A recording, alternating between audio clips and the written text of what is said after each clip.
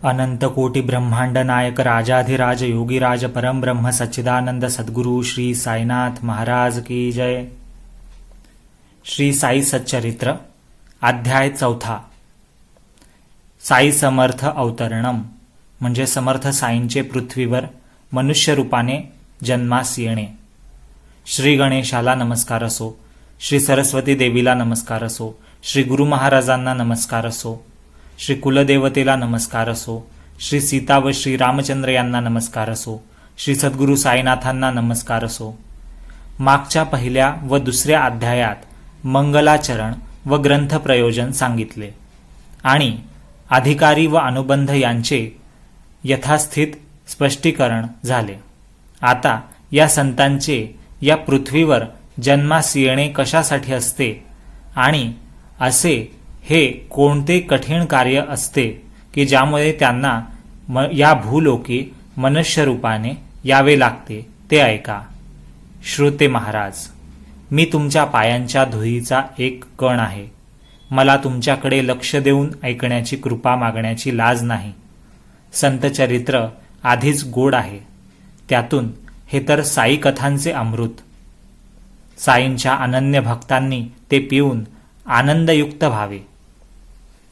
जेव्हा ब्राह्मण शास्त्रांनी आश्रम व वर्णाप्रमाणे घालून दिलेल्या आचार व्यवहारांसंबंधी नियम पाळण्यात हलगर्जीपणा करतात, शूद्र जातीचे लोक ब्राह्मण होऊ पाहतात आणि धर्माचार्यांचा अपमान करून त्यांना शिक्षाही करू पाहतात।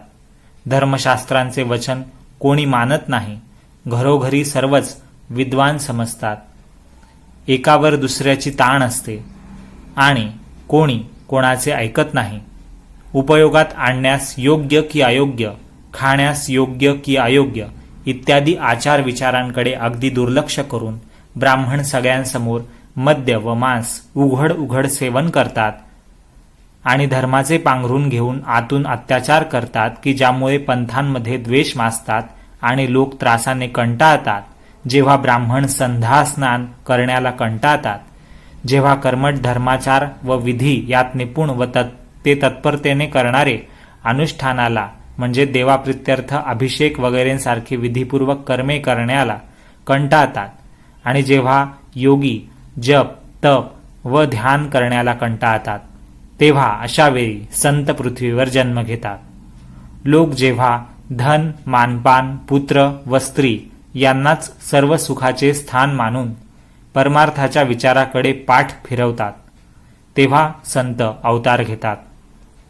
धर्माला ग्लानी आल्यामुळे जेव्हा लोक शाश्वत कल्याणाला मुक्तात, तेव्हा धर्मजागृती करण्याला संत देह धारण करतात।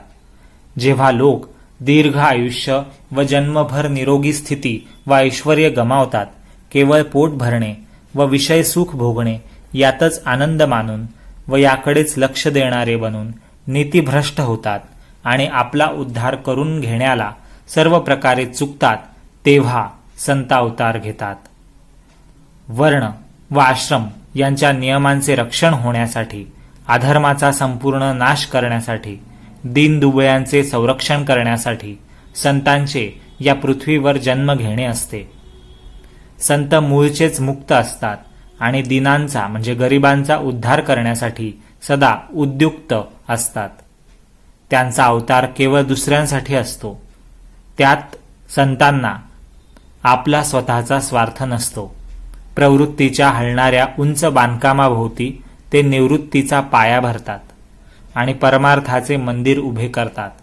धर्मकार्य व धर्मजागृती करून अवतार कार्य सिद्ध करतात आणि आपल्या कार्याची परिपूर्ती झाली की अवतारही संपवतात। प्रत्यगात्मा म्हणजे जीवात्मा किंवा अंतरात्मा हाच सर्व जगाला आनंद देणारा परमेश्वर आहे व जो परेश्वर तोच कल्याण करणारा आणि सुख देणारा गुरु आहे। तोच तो पराकाष्ठेच्या प्रेमाचे स्थान, अविनाशी सतत असलेला, न विभागलेला, ज्याला देश काल व वस्तू यांचा वेगळेपणा माहीत नाही असा व ज्याची विभागणी करता येत नाही असा आहे। जीवात्मा. परा. परा म्हणजे वाणीचे बेंबीजवळ पहिले स्फुरण, जिथे वाणी पहिल्यांदा प्रकट होते. पश्यंती म्हणजे हृदयस्थानी, हृदयाजवळ अल्पमात्र उमटणारी जी वाणी आहे ती. मध्यमा म्हणजे कंठस्थानी, गळ्यामध्ये मननात्मक मनन करताना जी उमटते ती वाणी. आणि वैखरी म्हणजे जिच्या योगे तोंडातून ओठातून शब्द बाहेर पडतात ती वाणी. या चारही वाणी त्याचे वर्णन करता करता थकल्या. वेदांचेही चातुर्य चालले नाही आणि नेती नेती म्हणजे असे नाही असे नाही असे म्हणून वेदांनीही हार घेतली, हार मानली. षट शास्त्री म्हणजे 6 शास्त्रे म्हणजेच 6 वेदांग म्हणजेच शिक्षा, छंदस, व्याकरण, निरुक्त, ज्योतिष आणि कल्प असे 6 शास्त्र. षट दर्शने म्हणजे 6 दर्शन म्हणजेच सांख्य दर्शन, योग दर्शन, न्याय दर्शन, वैशेषिक दर्शन, मीमांसा दर्शन, वेदांत दर्शन. ही अशी 6 शास्त्रे आणि 6 दर्शनं लाजली. पुराणे म्हणजे सृष्टीची उत्पत्ती, देव, वीरपुरुष इत्यादींविषयी ज्या लिखाणामध्ये वर्णन केलेले आहे असे संस्कृत भाषेतील काव्यात्मक 18 पवित्र ग्रंथ, अशी ती 18 पुराणे.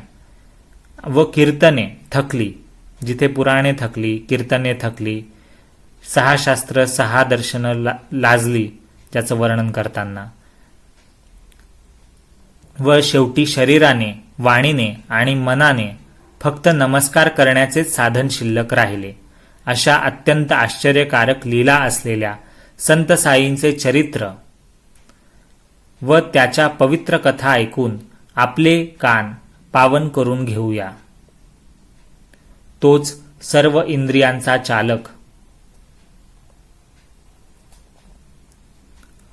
हा ग्रंथ रचण्याला बुद्धी देऊन त्याच्या चरित्राची यथाक्रम व सहजपणे आठवण करून देण्यास कारण आहे. तो सर्वांचा अंतर्यामी, आत बाहेर सर्व ठिकाणी व्यापून असणारा आहे. मग मी व्यर्थ रिकामी काळजी का बरे करावी.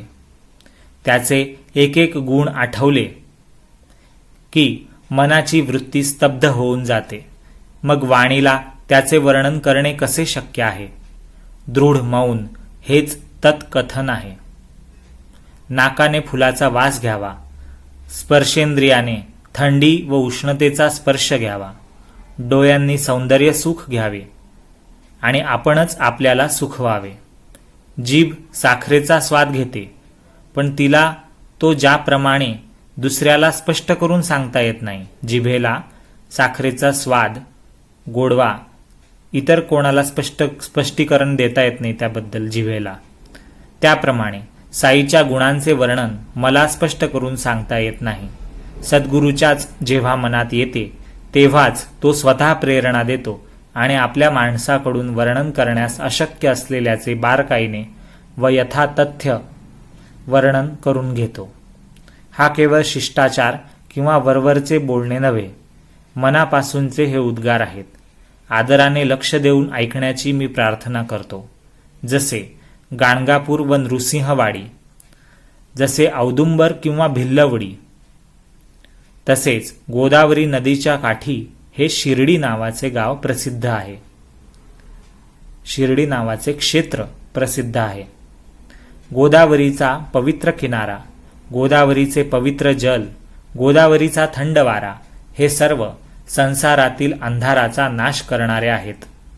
गोदावरीच्या महिम्याचे वर्णन सुंदर आहे आणि ते सर्व जगभर प्रसिद्ध आहे. तेथे एकाहून एक शिरोमणी श्रेष्ठ संत होऊन गेले. या गोमतीच्या म्हणजे गोदावरीच्या काठी अनेक तीर्थे आहेत. तेथील पाणी पापांचा नाश करणारे असून त्यात स्नान केले असता आणि ते प्याले असता संसार दुःखांचे निवारण होते असे पुराणात सांगितले आहे. ती ही गोदावरी नदी अहमदनगर जिल्ह्यात कोपरगाव तालुक्यात, म्हणजे तेव्हाचा तो कोपरगाव तालुक्यामध्ये येत होतं, आता राहाता तालुक्यात कोपरगावा शेजारी शिर्डीची वाट देते, म्हणजे शिर्डीचा रस्ता जातो. गोदावरी ओलांडल्यावर पलीकडच्या काठावर सुमारे 3 कोसांवर म्हणजेच 6 मैल किंवा 9.5 किलोमीटरवर निमगावात टांगा शिरला की समोर शिर्डी दिसते. तेव्हा टांगे वापरले जात होते, आता गाड्या जाऊ शकतात. निवृत्ती, ज्ञानदेव, मुक्ताबाई, नामदेव, जनाबाई, गोरा कुंभार, गोणाई ही नामदेवाची आई गोणाई असली तरी संतांच्या मायेत तिला स्थान देणे शक्य नाही. लेखकाचं म्हणणं आहे, या ग्रंथाच्या लेखकाचं म्हणणं आहे की मला वाटते या ठिकाणी गोमाई, गोणाईच्या ऐवजी गोमाई शब्द असावा. गोमाई नावाच्या एका विधवा ब्राह्मण संत स्त्रीचे वर्णन महिपती बुवांच्या भक्तिविजयात, श्री भक्तिविजयात सापडते. एकदा चंद्रभागेला महापूर आला आणि कोणी होडीवाला तिला, त्या गोमाईला, संत गोमाईला नदीपार विठ्ठलाच्या दर्शनाला नेईना, तेव्हा विठ्ठलाने स्वतः होडीवाल्याचे रूप घेऊन तिला पलीकडे नेऊन विठ्ठल दर्शन घडवले, अशी तिची गोष्ट. तुकाराम, नरहरी सोनार, नरसिंह मेहता, सजन कसाई, सावता माळी असे संत पूर्वी होऊन गेले आणि आताही बरेच झाले. हे सर्व सात्विक वृत्तीचे, सर्व जग हेच आपले कुटुंब मानणारे व रंजल्या गांजल्यांचे म्हणजे गरिबांचे आधार होते. श्रेष्ठ संत रामदास गोदाकाठ सोडून जगाच्या उद्धारासाठी कृष्णाकाठी प्रकट झाले. तसेच हे योगेश्वर साई शिर्डीची महान पुण्याई की जगाच्या उद्धारासाठी गोदावरीच्या जवळ अवतरले. परीस म्हणजे पारसमणी, परीस दगड, परीस लोखंडाला सोने पण देतो. त्या परीसाची उपमा संतांना देतात, परंतु संतांची अलौकिक करणी की ते भक्तांनाच आपले रूपच देतात. म्हणजे परीस फक्त लोखंडाला सोनं करतो आणि म्हणून संतांना परीस म्हटलं जातं. पण परीसापेक्षाही संत अलौकिक आहेत, महान आहेत, कारण ते लोकांना म्हणजे भक्तांना स्वतःचं संत रूपच देतात. म्हणजे परीस, जे स्वतःचं परीस पण लोखंडाला नाही देऊ शकत, ते संत स्वतःचं संत पण देतात भक्तांना. भेदभाव सोडून अवघ्या सगळ्या सजीव व निर्जीव वस्तू ब्रह्मरूपच आहेत. आपल्याला दिसणारे हे जगाचे ऐश्वर्य ब्रह्माचेच अखंड ऐश्वर्य आहे. अशा प्रकारे संपूर्ण विश्व म्हणजे मीच मी आहे असे जेव्हा यथार्थ ज्ञान होईल, तेव्हा मग त्या सुखाची गोडी काय सांगावी. अतिशय चांगला अनुभव येईल. असे मी पण प्राप्त झाले आणि आपल्या स्वतःशिवाय माहीत असलेले दुसरे काहीच नसले की मग वैर कोणाशी करावे आणि भ्यावे तरी कोणाला, म्हणजे घाबरायचं तरी कशाला. मंगळवेढी जसे संत दामाजी पंत, सज्जनगडी जसे समर्थ रामदास स्वामी व वाडीत जसे नृसिंह सरस्वती, तसेच शिर्डीत हे साईनाथ. सिद्धीस नेण्यास कठीण व पार करण्यास कठीण असा संसार याने जिंकला आहे. साईंबद्दल बोललं जातं की या संताने जिंकला आहे. शांती याचे भूषण आहे, म्हणजे साईंचे भूषण आहे. ज्ञानाचा हा मूर्तिमंत भांडार आहे. वैष्णवांचे हे माहेरघर आहे. उदारांचा उदार असा हा परमार्थ करणाचा अवतार व सारांचे सार असा हा साई आहे. अशाश्वत वस्तूंमध्ये ज्याला आसक्ती नाही, आत्मस्वरूपात इहलोकातील म्हणजे या पृथ्वी तलावरील भरभराट किंवा ऱ्हास याविषयी त्याला पर्वा नाही, आणि परलोकातील म्हणजे दुसऱ्या लोकातील मृत्यूनंतरच्या लोकात परलोकातील सुखाचा उल्हास किंवा उपहास नाही. त्याचे अंतरंग आरशासारखे निर्मळ आहे आणि वाणी सदा अमृताचा वर्षाव करत असते. राजा, रंक, दरिद्री व दीन हे सर्व त्याच्या दृष्टीला एकसारखे असतात. स्वतःचा मान किंवा अपमान त्याला ठाऊक नाही, म्हणजे साईंना. तो स्वतःच सर्व प्राण्यांमध्ये व्यापून राहिलेला परमेश्वर आहे. लोकांशी बोलत चालत असतो. मुरळ्यांचे नाच चाळे पाहत असतो. गझल किंवा गाणे ऐकताना डोलत राहतो. तरी त्याच्या समाधीचा किंचितही भंग होत नाही. अल्लाचे नामस्मरण म्हणजे ईश्वराचे नामस्मरण ही याची ओळखण्याची खूण आहे. सर्व जग जागे असताना याला झोप येते आणि जगाला झोप लागते तेव्हा हा जागत असतो. त्याचे अंतःकरण समुद्रासारखे शांत असते. त्याचा निश्चित आश्रम कळत नाही. तो निश्चित आचार व्यवहाराचे नियम पाळत नाही, म्हणजे साई. बहुधा बसल्या जागचा हलत नाही, पण सगळे व्यवहार त्याला ठाऊक असतात. त्याच्या दरबाराचा वरवर दिसायला नेहमीच डौल दिमाख असला आणि त्यावेळी 360 गोष्टी तो सांगत असला तरी तो मौन पाळणे सोडत नव्हता. मशिदीच्या भिंतीला टेकून उभा असला तो. सकाळी व दुपारी भिक्षेसाठी गावात फेऱ्या करत असला. लेंडीबागेत किंवा चावडीत जात असला तरी देखील त्याची आत्मस्थिती म्हणजे साईंची आत्मस्थिती अखंड असे. पूर्वी कोणत्या जन्मी, कोणत्या प्रसंगी, कोणत्या काळी मी किती तप केले की ज्यामुळे श्री साईनाथांनी मला पदरात घेतले हे मी जाणत नाही. परंतु हे काय त्या तपाचे फळ? मी तर जन्मतःच दुष्ट आहे. श्री साई स्वतःच दीनांवर म्हणजे गरिबांवर प्रेम करणारे आहेत आणि ही त्यांचीच कधीही न बदलणारी कृपा आहे. सिद्ध पुरुषांच्या गटात जरी जन्म असला तरी त्यांचे वर्तन साधकासारखे होते. त्यांचा स्वभाव अहंकाराशिवायचा व अतिनम्र होता आणि ते सर्वांचे मन राखीत असत. एकनाथांनी जसे पैठण, ज्ञानदेवांनी जसे आळंदी, तसेच श्री साईंनी शिर्डीचे स्थान महिमा संपन्न केले. धन्य शिर्डीचे तृणपाषाण की ज्यांना दररोज प्रत्यय केल्याशिवाय बाबांचे चरणचुंबन म्हणजे चरणस्पर्श घडले आणि बाबांच्या पायांची धूळ मस्तकावर धारण केली गेली. शिर्डीच आम्हाला पंढरपूर, शिर्डीच जगन्नाथपुरी व द्वारकानगर, शिर्डीच गया, शिर्डीच विश्वेश्वराची काशी व शिर्डीच रामेश्वर सुद्धा, शिर्डीच आम्हाला बद्रीनाथ केदारनाथ, शिर्डीच आम्हाला नाशिक त्र्यंबकेश्वर, शिर्डीच महाकाळेश्वराचे उज्जैन व शिर्डीच महाबळेश्वराचे गोकर्ण क्षेत्र, शिर्डीतला साईंचा समागम हाच आम्हाला आगम निगम म्हणजे वेद व धर्मशास्त्र हेच आम्हाला साईच आहेत की ज्यामुळे संसारातील सगळे व्यवहार कमी कमी होत जाऊन परमार्थाचा मार्ग सुलभ सोपा होतो.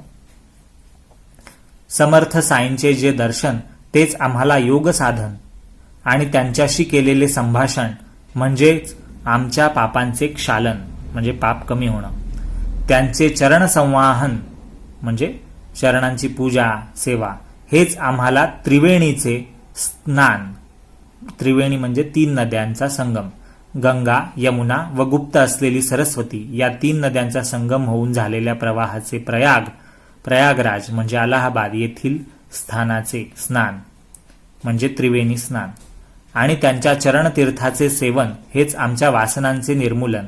त्यांचे जे आज्ञा करणे तेच आम्हाला वेदवचन आणि त्यांच्या उदीप्रसादाचे सेवन हेच आम्हाला सर्व प्रकारे पुण्यपावन साधन. साईच आम्हाला परब्रह्म, साईच आमचा परमार्थ, साईच श्रीकृष्ण, श्रीराम व निजाराम देखील साईच. साई स्वतः सुखदुःख, राग लोभ इत्यादी द्वंद्वांच्या पलीकडचा आहे. तो कधीही आनंदातही नसतो किंवा खिन्नही नसतो. सदैव आत्मस्वरूपात रंगलेला व सदोदित नेहमी ब्रह्मच असतो. हे सर्व साईंबद्दल लेखक लिहित आहे. शिर्डी केवळ मध्यबिंदू आहे. बाबांच्या कार्याची किंवा वास्तव्याची जागा तर पंजाब, कलकत्ता म्हणजे आजचा कोलकाता, हिंदुस्तान म्हणजे आजचा उत्तर प्रदेश, गुजरात, दख्खन म्हणजे आजचा पूर्ण दक्षिण भारतीय प्रांत, कानडा म्हणजे कर्नाटक प्रांत वगैरे सर्व ठिकाणी वास्तव्याची जागा आहे बाबांची. शिर्डीतील साईंची समाधी म्हणजे सर्व संतांचा मेळावा आहे. तिकडे जाण्याच्या रस्त्याला लागले की प्रत्येक पावलागणिक जीवाचे संसारबंधन तुटते.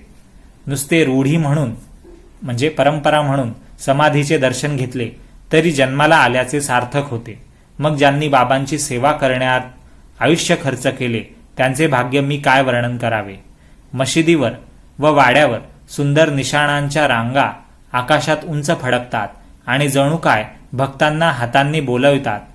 बाबांचा महंत म्हणून नावलौकिक झाला आणि गावोगावी त्यांचे महत्त्व पसरले. कोणी त्यांना खऱ्या श्रद्धेने नवस करतात तर कोणी लोक त्यांच्या नुसत्या दर्शनाने संतुष्ट होतात. कोणाच्या मनातील विचार कसेही असोत, बुद्धीही निष्पाप असो वा लबाडीची असो, दर्शन घेतल्याबरोबर त्यांचे चित्त त्या दर्शन घेणाऱ्यांचे चित्त शांत होते आणि लोक मनात आश्चर्यचकित होतात. पंढरपुरात विठ्ठल रखुमाई यांच्या दर्शनाचे जे नवल तेच विठ्ठल दर्शन साईबाबा शिर्डीत देत असत.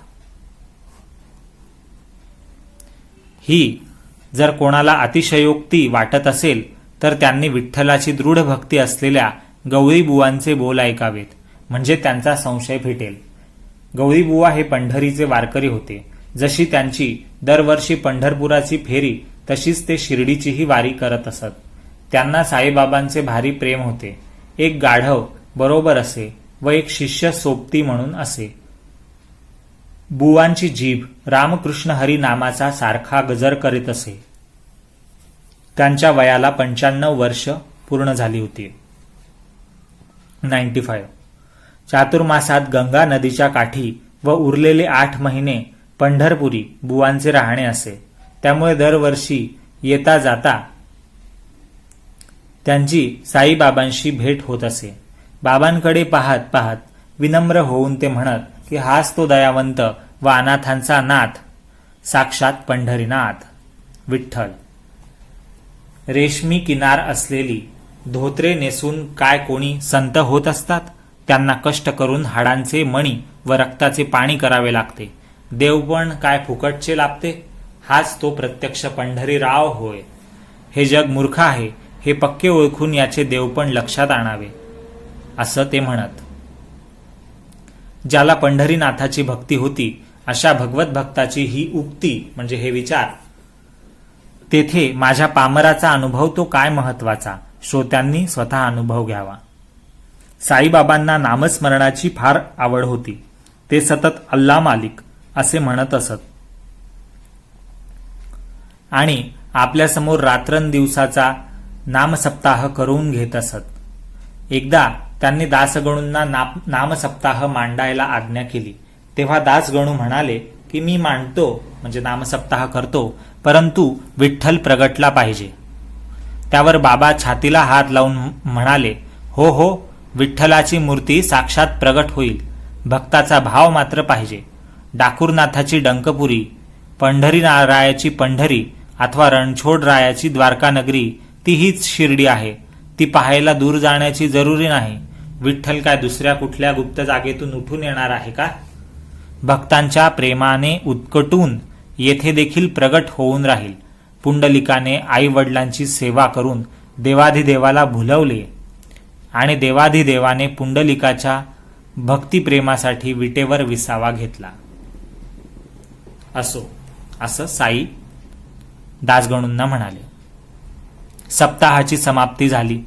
त्यानंतर सप्ताहाची समाप्ती झाल्यावर दासगणूंना विठ्ठल दर्शन झाले असे म्हणतात. आता बाबांच्या शब्दांची आणखी एक प्रचिती घ्या. एकदा काकासाहेब दीक्षित नित्य नियमाप्रमाणे पहाटे स्नान करून आसन लावून ध्यान करीत बसले असताना त्यांना विठ्ठलाचे दर्शन झाले. आश्चर्य म्हणजे नंतर जेव्हा ते बाबांच्या दर्शनाला मशिदीत गेले तेव्हा बाबांनी त्यांना विचारले, काकासाहेब दीक्षितांना, की विठ्ठल पाटील आला होता ना, त्याची भेट झाली ना? मोठा पळपुट्या बरे का तो विठ्ठल? त्याला मेख मारून म्हणजे घट्ट पकडून जागेवरून हलणार नाही असा स्थिर कर. एक क्षण जरी दुर्लक्ष झाले त्याच्याकडे विठ्ठलाकडे तरी तो दृष्टी चुकवून पळ काढील, असं साईबाबा त्यांना म्हणाले. असो, हा तर प्रातः काळचा प्रकार. पुढे दुपार झाली असता विठ्ठल दर्शनाच्या सोहळ्याचे आणखी एक प्रत्यंतर पहा. कोणी एक बाहेरगावचा इसम पंढरपूरच्या विठोबाच्या चांगल्या 5-25 छब्या घेऊन म्हणजे तसबीर म्हणजे आपले फोटो घेऊन विकण्याच्या इच्छेने आला.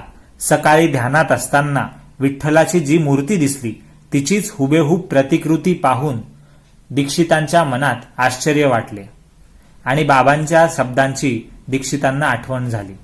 लगेच दीक्षितांनी मोठ्या प्रेमाने त्या विक्रेत्याला मोल देऊन एक छबी चित्र विकत घेतले आणि भक्तिभावाने ती छबी पूजेत ठेवली विठ्ठलाची. श्री साईंचा विठ्ठल पूजनी आदर असल्याबद्दलचे आणखी एक सुंदर व ऐकण्याला अतिगोड असे कथानक गोष्ट आनंदपूर्ण मनाने ऐका. भगवंतराव क्षीरसागरांचे वडील श्रेष्ठ विठ्ठल भक्त होते आणि पंढरपुराची फेरी वारंवार व वरच्यावर करत असत. वडिलांचे निधन झाल्यावर घरातील विठ्ठलाच्या मूर्तीचे पूजा व नैवेद्य बंद झाले आणि श्राद्धतिथी करणेही राहिले. पंढरपूरच्या वारीची तर कथा वार्ताच नाही. पुढे एकदा हे भगवंतराव शिर्डीस आले तेव्हा त्यांच्या वडिलांची आठवण येऊन बाबा म्हणाले की, साईबाबा भगवंतरावांना त्यांच्या वडिलांबद्दल म्हणताय की, तो माझा दोस्त होता, हा त्या माझ्या मित्राचा मुलगा, म्हणून मी त्याला खेचून आणले. हा कधी नैवेद्य करत नाही आणि मला सुद्धा उपाशी ठेवतो, विठ्ठलाला उपाशी ठेवतो, म्हणून याला शिर्डीला आणले. आता आठवण देऊन त्याला पूजेला लावीन, असं साईबाबा म्हणाले.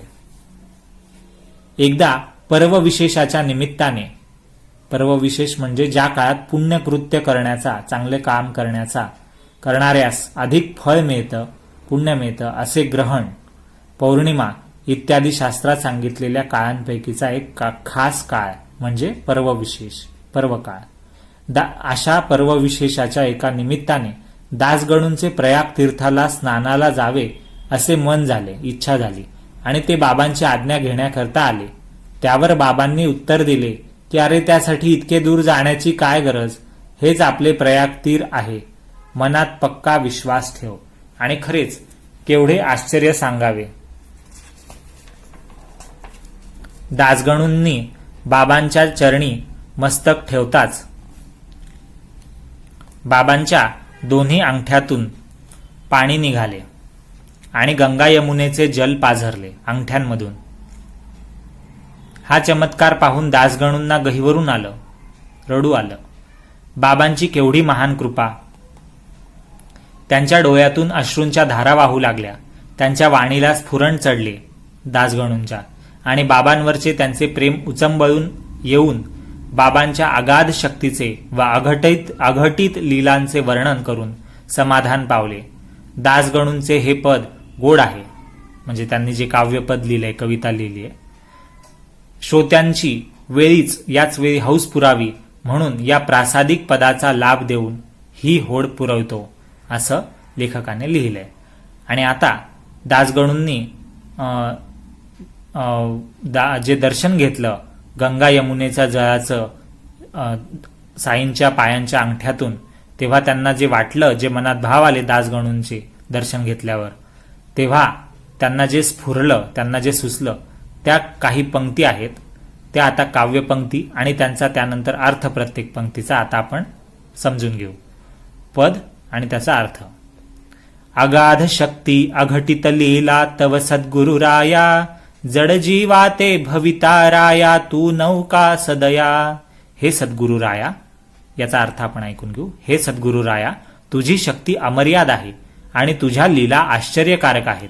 दयाळू असा तू अज्ञानी जीवांसाठी संसार पार करून जाण्याची नौका म्हणजे होडी आहेस. वेणी माधव आपण होऊन प्रयाग पद केले, गंगा यमुना द्वय अंगुष्ठी प्रवाह दाखविले. अर्थ, आपण श्री विष्णू होऊन आपल्या चरणांना प्रयाग बनवले, प्रयागराज, आणि दोन्ही अंगठ्यातून गंगा यमुनेचे प्रवाह दाखवले. कमलोद्भव कमलावरक शिवहर त्रिगुणात्मक मूर्ती, तूची होनी साई समर्था विचरसी भूवरती. अर्थ, कमळात उत्पन्न झालेला ब्रह्मदेव, लक्ष्मीचा पती विष्णू व शिव किंवा हर म्हणजे शंकर या तिघांची एकत्र त्रिगुणात्मक मूर्ती होऊन हे साई समर्था तूच या पृथ्वीवर फिरत आहेस. प्रहर दिसाला ब्रह्मा समते ज्ञानमुखी व दिसी, तमोगुणाला धरून रुद्र रूप कधी कधी दाखविसी. अर्थ, दिवसा ब्रह्मदेवाप्रमाणे तोंडाने ज्ञानाच्या गोष्टी तू सांगतोस, तर कधी कधी तमोगुणाला धरून अतिसंतापलेला शंकराचे रौद्र रूप तू दाखवतोस. कधी कधी श्रीकृष्णा समत्या बाललीला करिसी, भक्त मनासी सरस करूनी मराळ तू बनसी. अर्थ, कधी कधी श्रीकृष्णाप्रमाणे लहान मुलांचे खेळ खेळतोस, तर कधी कधी भक्तांच्या मनाला तळ किंवा सरोवर होऊन त्यात हंस पक्षी होऊन तू राहतोस. यवन म्हणावे तरी ठेविसी गंधावर प्रेमा, हिंदू म्हणू तरी सदैव वससी मशिदीचे सुखधामा. अर्थ, तुला मुसलमान म्हणावे साईनाथा तर तुझे गंधावर प्रेम आहे, आणि तुला हिंदू म्हणावे तर तू मशिदीत सदा सुखाने राहतोस.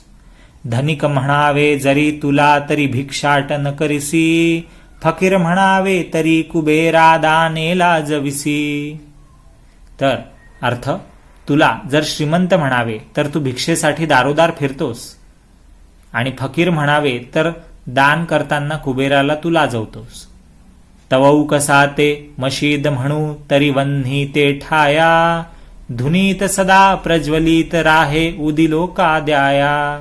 तुझ्या घराला म्हणजे जिथे तू राहतोस साईनाथा त्याला मशीद म्हणावे तर त्या ठिकाणी लोकांना उदी देण्याकरता अग्नी सदा पेटलेला असतो, म्हणून त्याला मशीदही म्हणता येत नाही. सकाळ पासुनी भक्त साबडे पूजन तव करीती, माध्यान्नीला दिनकर येता होत असे आरती.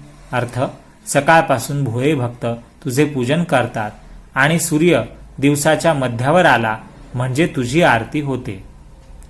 चहू बाजूंना पार्षद गण समभक्त उभे राहती, चौरी चामरे करी धरुनी तुझवर ढाळीती. अर्थ, चोहो बाजूंना चारही बाजूंना पार्षद गणांप्रमाणे भक्त उभे राहतात. पार्षद गण म्हणजे देवाच्या परिवारांच्या किंवा सेवकांचा समूहाप्रमाणे, पार्षदांप्रमाणे. आणि चौऱ्या चामरे हातात धरून तुझ्यावर ढाळतात.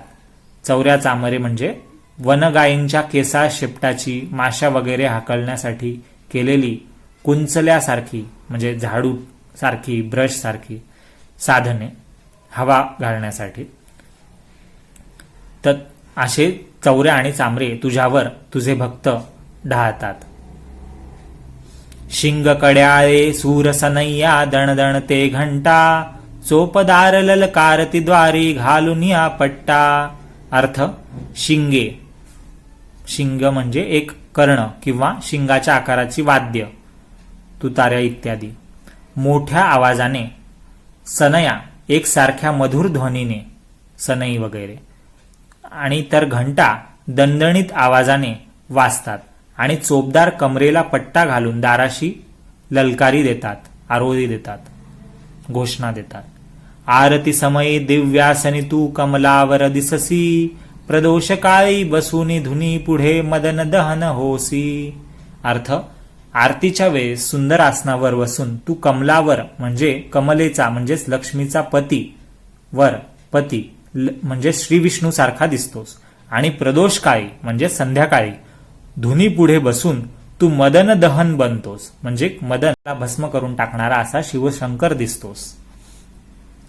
अशा लीला त्यात त्रय देवांच्या प्रत्यहितव ठाई, प्रचितीसी येताती आमुच्या हे बाबा साई. अर्थ, अशा या तिन्ही देवांच्या ब्रह्मा विष्णू आणि महेश या त्रय देवांच्या तीन देवांच्या लीला हे बाबा साई बाबा तुझ्या ठाई आम्हाला रोज रोज अनुभवास येतात.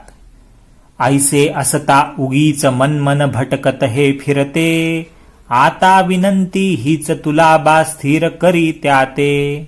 अर्थ, असे असताना म्हणजे आम्हाला जे अनुभव येत आहे की तुझ्यात सगळे देव आहेत, असं असतानाही माझे हे मन उगीच भरकटत फिरतं आहे, त्या मनाला तू आता स्थिर कर साईनाथा, हीच तुला माझी विनंती आहे. आणि शेवटचं पद, अधमाधम मी महापातकी शरण तुझ्या पाया, आलो निवारा दास गणूंचे त्रिताप गुरुराया. अर्थ, तर अधमाधम म्हणजे नीचांमध्येही नीच मी महापातकी आहे, तुझ्या पायी मी शरण आलो आहे. हे गुरुराया माझे त्रिताप दूर कर म्हणजे तीन प्रकारचे ताप म्हणजे त्रास, आधिदैविक आधिभौतिक आध्यात्मिक असे तीन ताप दूर कर, असा त्याचा अर्थ.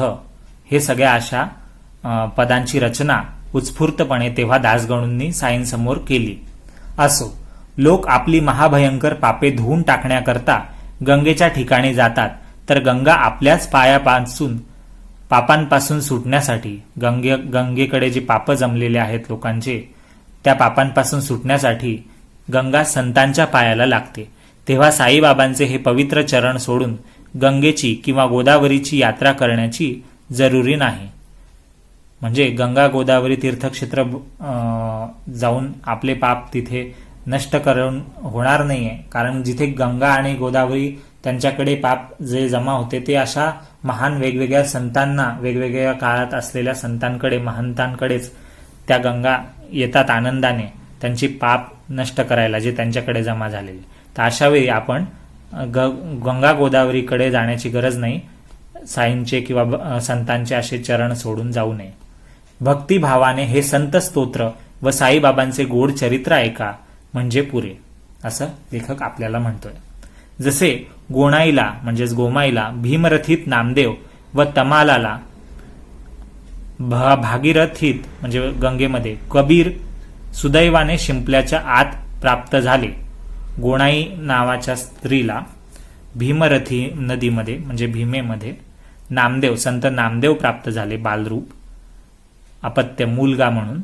आणि तमाल या व्यक्तीला भागीरथीत म्हणजे गंगा नदीमध्ये उत्तर भारतात कबीर, संत कबीर बालपणी सुदैवाने शिंपल्याच्या आत प्राप्त झाले.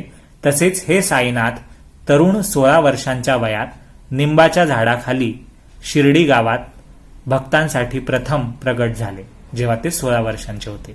प्रगट झाल्यापासूनच साईबाबा ते ब्रह्मज्ञानी होते. विषय वासना स्वप्नातही नव्हती. मायेला तर लाथ मारून हाकलून दिलेले होते आणि मुक्ती त्यांच्या पायांशी लोळण घेत होती. बाबांचा जन्म कोणत्या देशात, कोणत्या पवित्र वंशात, कोणत्या माता पित्यांच्या पोटी झाला होता हे कोणालाच कळत नव्हते. त्यांची या अगोदरची परिस्थिती व त्यांचे बाप आई कोणते हे कोणास ठाऊक नव्हते, म्हणजे कोणालाच माहीत नव्हते. सर्व लोक विचारून थकले, पण कोणाला पत्ता लागला नाही. आई बाप, सगळे सोयरे म्हणजे नातेवाईक, जातभाई म्हणजे त्यांच्या समाजाचे लोक, एवढेच नाही तर सर्व संसार टाकून ते लोकांच्या कल्याणाकरता साई शिर्डीत प्रगटले होते. शिर्डीत नाना चोपदाराची आई अतिवृद्ध होती, म्हणजे वृद्ध होती ती नाना चोपदाराची आई. तिने साईबाबांच्या वागण्याचे मोठे कौतुक सांगितले. ती म्हणे की सुरुवातीला हे गोरे गोमटे अति सुंदर पोर, म्हणजे साईबाबा जेव्हा 16व्या वर्षी शिर्डीत पहिल्यांदा सगळ्यांना दिसले निंबाच्या झाडाखाली, तेव्हाचं वर्णन करता या नाना चोपदारांच्या आई त्या सांगतायत साईबद्दल. सुरुवातीला हे गोरे गोमटे अति सुंदर पोर निंबाच्या झाडाखाली आसन घालून स्वस्थ बसलेले दृष्टीस पडले. त्याचे सुंदर लहान रूप पाहून लोकांच्या मनाला खूप आश्चर्य वाटले. कोवळ्या वयात हे खडतर तप, थंडी व ऊन एकसारखे, वय अगदी लहान आणि असे कौतुकास्पद वागणे, सगळे गावकरी आश्चर्यचकित झाले आणि या मुलाच्या दर्शनाला गावोगावचे वेगवेगळ्या गावांचे लोक येऊ लागले. दिवसा कोणाची संगत नाही, रात्री कसली भीती नाही. ही बालमूर्ती कुठून आली याचे सगळ्यांच्या मनात आश्चर्य वाटत होते. बांधा अत्यंत सुंदर, पाहताच अंतःकरणात प्रेम दाटून येते असा. तो कोणाच्या घरीदारी जात नसे. म्हणजे जेव्हा साईबाबा 16 वर्षांचे होते, पहिल्यांदा आले होते शिर्डीत, तेव्हाची गोष्ट सांगताय की तो मुलगा कोणाच्या घरीदारी म्हणजे साईबाबा स्वतः कोणाच्या घरीदारी जात नसे. रात्रंदिवस निंब वृक्षाजवळ बसत असे. जो तो खूप आश्चर्य करीत असे की कोवळ्या वयाचे व मोहक रूपाचे हे पोर रात्रंदिवस उघड्यावर कसे राहत असेल. बाहेरून हा पोर वाटतो, परंतु कृतीने हा थोराहून थोर आहे, मोठा आहे. जणू काय वैराग्याचा पूर्ण अवतारच. सगळ्यांना मोठे नवल वाटले. एके दिवशी आश्चर्यकारक गोष्ट घडली. दोघा चौघांच्या अंगात खंडोबाचा संचार झाला आणि ते घुमू लागले. मग लोक त्यांना प्रश्न विचारू लागले. एकाने प्रश्न केला की कोणत्या भाग्यवंताचे हे पोर बरे, येथपर्यंत कोठून कसे आले. देवा खंडोबा, तू तरी याचा शोध कर. तेव्हा देवाने, ज्यांच्या अंगात देव संचारला होता, खंडोबा संचारला होता, अंगात आलं होतं, त्यांनी सांगितलं, म्हणजे देवानेच त्यांच्याकडून उत्तर दिलं की जा कुदळी आणा, मी दाखवितो ती जागा खणा, त्या पोराचा ठिकाणा लागेल. मग तेथेच त्या गावकुसाजवळ त्याच निंब वृक्षाच्या बुडाशी तळाशी कुदळीवर कुदळी मारताच तेथे विटा आढळल्या जमिनीखाली. विटांचा थर संपल्यावर आणि जात्याची तळी दूर सारल्यावर एक भुयार दृष्टीस पडले. ज्या भुयारात 4 समया जळत होत्या. समयी. ते भुयार चुने गच्ची होते, म्हणजे चुन्याने व्यवस्थित लिंपण केलेलं, आणि त्यात एक पाट, लाकडाचा पाट, आणि गोमुखी सह सुंदर जपमाळ होती. गोमुखी म्हणजे जपमाळ झाकण्यासाठी जे वस्त्राचं कपडा असतो तो. देव म्हणाले, म्हणजे ज्यांच्या अंगात संचारलंय त्यांच्या मुखाने देव म्हणाले, या ठिकाणी या पोराने 12 वर्ष तप केले होते. मग सर्व लोक आश्चर्याने पोराला खोदून विचारू लागले. तेव्हा त्या 12 वर्ष मुलखाच्या गमती पोराने, म्हणजे साईंनी, भलतीच कथा सांगितली. तो पोर म्हणाला की माझ्या गुरूंचे हे स्थान आहे, माझे पवित्र वतन आहे. पवित्र वतन, वतन म्हणजे देश, पण इथे याचा अर्थ बक्षिसाची जागा, म्हणजे माझ्यावर कृपा जी झाली ती माझ्या गुरूंची, ती ही पवित्र जागा आहे. माझे हे पवित्र वतन आहे, जागा आहे. तसेच याचे जतन करा, एवढे माझे सांगणे ऐका. साईबाबा, जे तेव्हा 16 वर्षांचे होते, असे बोलले आणि गावातल्यांनी ऐकणाऱ्यांनी ऐकले. परंतु बाबा असे भलते बोलले असे म्हणण्याला माझी जीभ का बरे वळली, माझे मलाच आश्चर्य वाटते. लेखक म्हणतोय, असा का माझा समज, परंतु आता मला कळले. बाबांचा हा सहज विनोदही असेल. मूळचीच बाबांना थट्टेची आवड, भुयार त्यांचेच आलय, म्हणजे वसतीचे स्थान होते, असेल देखील. परंतु आपल्या गुरूंचे म्हटले तर त्यात कोणते मोठे आपले महत्व खर्च होईल, असे बाबांना वाटत असेल. असो, बाबांच्या आज्ञेवरून गावकऱ्यांनी पूर्वीप्रमाणे विटा लावून बाबांच्या गुरूंची जागा म्हणून ते भुयार बंद करून टाकले. असा अश्वत्थ किंवा औदुंबर, जसा अश्वत्थ वृक्ष किंवा औदुंबर वृक्ष, तसाच बाबांना हा निंब वृक्ष श्रेष्ठ होता, पूजनीय होता. त्यावर साईबाबांचे त्या वयात अति प्रेम होते आणि त्याचा ते फार आदर करीत असत, त्या निंब वृक्षाचा. म्हाळसापती वगैरे शिर्डीचे जुने गावकरी लोक बाबांच्या गुरूंचे हे समाधीस्थान म्हणून त्याला वंदन करत होते, त्या जागेला. त्या समाधीस्थानाजवळ बाबांनी 12 वर्ष मौन धरून तपश्चर्या केली, अशी वार्ता लोकांमध्ये प्रसिद्ध आहे. समाधी व निंब वृक्षासकट चारी बाजूंची जागा विकत घेऊन बाबांचे एक भक्त साठे साहेब यांनी तेथे 4 ओटे असलेली इमारत उठवली, म्हणजे बिल्डिंग बांधली. हीच इमारत, हाच वाडा यात्रेकरूंची अगदी सुरुवातीची राहण्या बसण्याची, निवासाची जागा झाली होती. त्या ठिकाणी आल्या गेल्यांची खूपच गर्दी होत होती. साठ्यांनी निंबाला पार बांधला, म्हणजे निंबाच्या झाडाच्या भोवताली ओटा, बसण्यासाठी ओटा बांधला. दक्षिण व उत्तर दिशांकडे वरचे मजले काढले, म्हणजे वरती मजले बांधलेत त्यांनी 2 दिशांना, आणि उत्तरेचा जिना तयार करताना त्याखाली हे भुयार दाखवले, म्हणजे भुयार जे समाधीची साईंनी सांगितलं होतं की त्यांचे गुरु आहेत त्या निंबवृक्षाखाली, जिथे त्या समयाच्या अर्ज आहे, तर त्या जागेवरच तो वाडा त्या निंबवृक्षाच्या अवतीभोवती 4 बाजूंनी बांधला होता साठेंनी, जे भक्त होते साईंचे नंतर. आणि त्यांनी तिथे तो जिना तयार केला होता, ज्याच्या खाली हे भुयाराचा रस्ता होता, साईंच्या गुरूंचा रस्ता, जो साई मानत होते, सगळ्यांना साईंनी सांगितलं होतं तो. जिन्याखाली दक्षिण दिशेकडे तोंड असलेला एक सुंदर कोनाडा आहे. त्याच्या समोरच निंब वृक्षाच्या पारावर उत्तर दिशेकडे तोंड करून भक्त बसतात. गुरुवारी व शुक्रवारी सूर्य मावळल्यावर जो या ठिकाणी शेणाने सारवून वर क्षणभर उदी म्हणजे रक्षा, राख जाळेल, त्याला श्रीहरी सुखी करील, असं साईबाबांनी सांगितलंय भक्तांना. श्रोत्यांच्या मनात शंका येईल की ही अतिशयोक्ती तर नसेल ना, किंवा हे कितपत खरे आहे. तरी मुळीच शंका धरू नका, हे माझ्या पदराचे विधान नाही, म्हणजे लेखक म्हणतोय की मी माझ्या मनाने नाही सांगते. कानांनी ऐकलेले हे साईबाबांचे शब्द आहेत. ज्यांनी ते प्रत्यक्ष ऐकले ते आज जिवंत सुद्धा आहेत की, म्हणजे जेव्हा हे लिहिलं गेलं होतं ग्रंथ तेव्हा 100 वर्षापूर्वी, तेव्हाची सांगितली त्यांनी गोष्ट लेखकाने. पुढे झाला दीक्षितांचा वाडा आणि भाडे देऊन राहणाऱ्यांची मग ऐसपैस सोय झाली. मग थोड्या दिवसातच पुढे तेथे दगडी वाडाही बांधला गेला. दीक्षितांच्या पुण्यकारक कृत्यांची प्रसिद्धी आधीच होती. ते भावार्थाची ओतीव मूर्तीच होते. ओतीव मूर्ती म्हणजे साच्यात घालून तयार केलेली एक मूर्ती होती. म्हणजे ते खूप भावूक असे भक्त होते. आंग्लभूमीच्या, आंग्ल म्हणजे इंग्रज, इंग्लंडच्या, आंग्लभूमी म्हणजे इंग्लंड देश, इंग्लंडच्या यात्रेला गेले असताना, कारण तेव्हा इंग्रजांचं राज्य होतं तेव्हा ते गेले असणार काही कामानिमित्त, तेथे त्यांच्याकडून आपले आध्यात्मिक आकर्षणाचे मूळ कारण पेरले गेले, म्हणजे दीक्षितांचे. दीक्षित अध्यात्माकडे वळले ते इंग्लंडला गेल्यामुळे, असं इथे लेखक लिहितात. येथे श्रोते शंका घेतील की मथुरा, काशी, द्वारका यासारखी इत्यादींसारखी भारतातील धार्मिक तीर्थे सोडून धर्मबाह्य जी आंग्लभूमी म्हणजे इंग्लंड आहे ती परमार्थ कसे बरे साध्य करून देईल. श्रोत्यांची ही शंका साहजिकच आहे. ती दूर झाली तर त्यांना कौतुकच वाटेल. थोडेसे विषयांतर होईल, परंतु सर्व श्रोते क्षमा करतील अशी आशा करतो. काशी, प्रयाग, बद्रिकेदार, मथुरा, वृंदावन, द्वारकापुरी, अयोध्या इत्यादी अतिपवित्र यात्रा दीक्षितांच्या पदरी पूर्वीच होत्या. म्हणजे अशा तीर्थस्थानांची, भारतातल्या पवित्र तीर्थक्षेत्रांच्या यात्रा दीक्षितांनी आधीच केलेल्या होत्या. शिवाय वाडवडिलांची पुण्याई, सद्भाग्याची अपूर्वाई आणि सर्व पूर्वार्जितांची म्हणजे मागील जन्मात संपादलेल्या पुण्याची भरपाई म्हणून श्री साईबाबांचे दर्शन घडले त्यांना.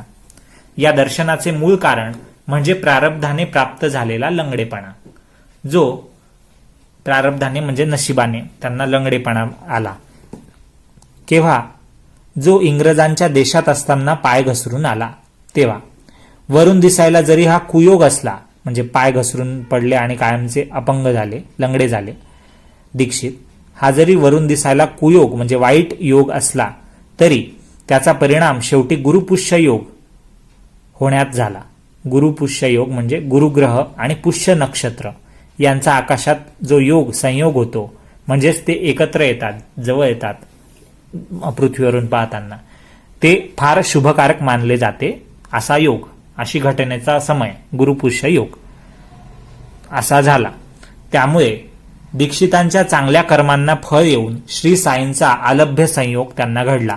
चांदोरकरांची गाठ पडली आणि साईंची कीर्ती कानी पडली दीक्षितांच्या. दीक्षित म्हणाले की साईंच्या दर्शनाचे नवल पहा तर खरे, लंगडेपणा लगेच जाईल. परंतु पायाच्या लंगडेपणाला दीक्षित कमीपणा मानत नव्हते. दीक्षित काय म्हणायचे की माझा खरा लंगडेपणा मनाचा आहे, तो घालवा, असे ते साईबाबांना म्हणाले. दीक्षित पुढे म्हणाले, त्वचा, रुधिर म्हणजे रक्त, मांस व हाडे यांचा समुदाय म्हणजे माणसाच्या देहाचा हा सांगाडा आहे आणि संसार गाडा क्षणभंगूर आहे. म्हणजे हा सगळा संसार चालवायचा आहे तो खोटा आहे, थोडाच वेळ आहे. पाय लंगडा राहिला तर काय बिघडले, असं ते म्हणाले. म्हणजे दीक्षित साईबाबांना म्हणताय की तुमची कृपा होऊ द्या माझ्यावर, माझा लंगडेपणा मनाचा आहे, म्हणजे मी मनाने खचतोय, मी निराश होतोय वगैरे वगैरे. माझ्या शरीराचा लंगडेपणा घालवून काही फायदा नाहीये, तर माझ्या मनाचा लंगडेपणा घालवा, असं ते साईंना विनंती करताय. सन 1909 महिना नोव्हेंबर, तारीख 2 या दिवशी दीक्षितांना साईबाबांचे पुण्य पावन दर्शन प्रथम घडले पहिल्यांदा.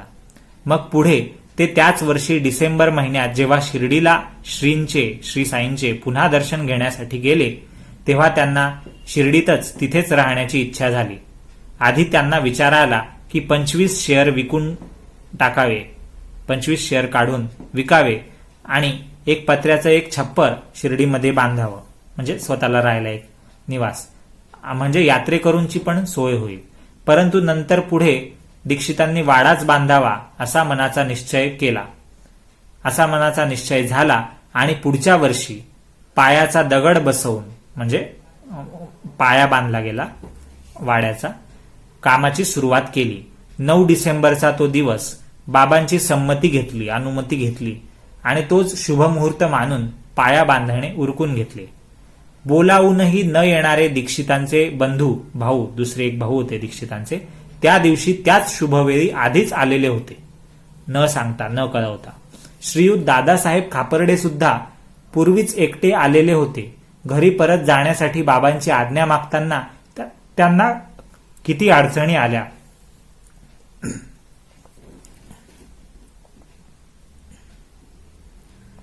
परंतु खापर्ड्यांना घरी जाण्यासाठी आणि दीक्षितांना पाया घालण्यासाठी आज्ञा दोघांनाही 10 डिसेंबर रोजीच झाल्या.